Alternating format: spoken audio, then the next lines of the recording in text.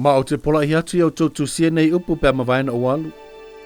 A whai o utangata i Jerusalema, o ena wa ai e te au faatasi ma ulo ngaluenga. Latou te leoleo atu de Tamā lo'u ingoina ia mose mamlama e winga ia te autou e alalengang pa ia e winga fo isi tuainga latou te leiloa. O nei upo le au tau Tusia ma tausia o le a faaali atu i Nuuese. Ina ia mawhai e ala i latoanga Nuuese, o na Aumai tonu le toi vaenga o latou whanau o le a faatape peina laulangi o nolo latou le tonu, pe Aumai fo isi mamlama e winga ia te aulo latou tungiola. Ona o faapotopoto ai leo i latou mai tu e faalolangi.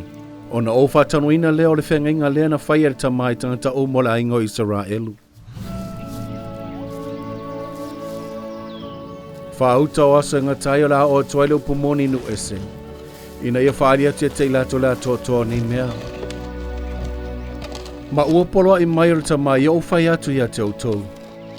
I le nā aso e angasala i Nuuese e whaasanga i Lana Talalelei. Ma whawhawheteina i whamaulunga o latou loto i lunga o tunu uma. Ma latou te ena le ato toanga o Lana Talalelei whauta ua whetalai mari Tamā o le aoaoga le ato toanga o Lana Talalelei mai a i latou.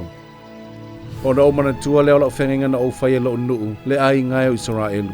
Ma o le aoaoga Lana Talalelei a i latou. Ai a whai e salamo Nuuese ma liu mai e te au ua whetalai mari Tamā.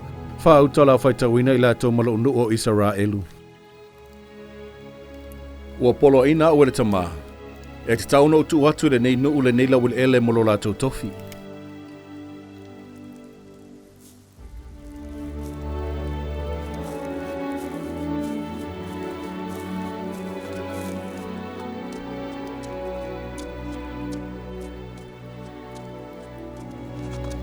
Ona faataunuu ina i leo upo le perfeto Isaia ua whai mai. O le asi ia e o leoleo. O le alatou pe pese faatasi leoleo, ona o le alatou va ai mata i le mata pe atoe Aumai siona e leli. Alalanga ia le oli, ia pe pese faatasi o tono whangatu fua Jerusalema.